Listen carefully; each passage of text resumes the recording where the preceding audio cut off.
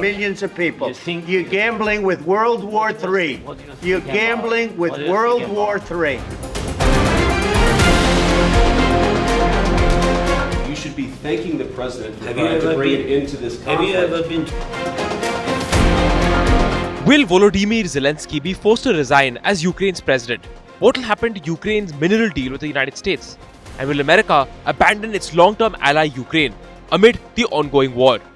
These are a few questions that have emerged after the shouting match between Donald Trump and Volodymyr Zelensky. It was mostly a one-sided match, with Donald Trump and his Vice President JD Vance cornering Zelensky, asking him to be more respectful and to show gratitude for all that America has done for Ukraine. You went to Pennsylvania and campaigned for the opposition in October. Offer some words of appreciation for the United States of America and the president who's trying to save your country. It was good TV, in the words of the US president. But in terms of geopolitics, it seems it could bring some radical shifts in post-Cold War alliances. An important question is this: will it bring about a change in Ukraine's leadership? Will Zelensky be forced to step down now as president? Soon after the fiery exchange at the White House, Republican Senator Lindsey Graham called for Zelensky's resignation. It was expected that such calls could grow in numbers.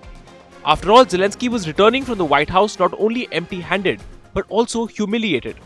Additionally, his disastrous meeting with Trump had put future US aid to Ukraine at risk. But Trump's narrative that it was Zelensky who did not want peace failed to gain an audience. Support from all corners of the world began to pour in for the wartime leader. European leaders reaffirmed their support for Kyiv, while Ukrainians worldwide staged protests against the United States' changing stance on the Ukraine war.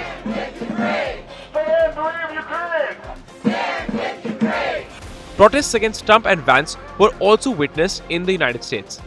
Despite public humiliation, the tide seemed to favor the Ukrainian leader.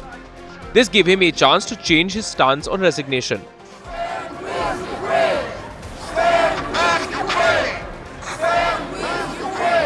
Zelensky had said before that he'd be willing to quit his position in exchange for NATO membership for Ukraine.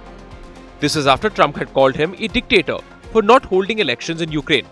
But in an interview with Fox News following his meeting with Trump, Zelensky said that it was up to the Ukrainians to decide their leader and not for foreign governments.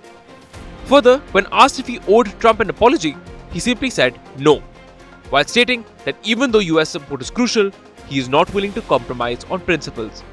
For him, Ukraine's sovereignty is sacrosanct. For now, Zelensky does not seem to be going anywhere, and the door for negotiations remains open too.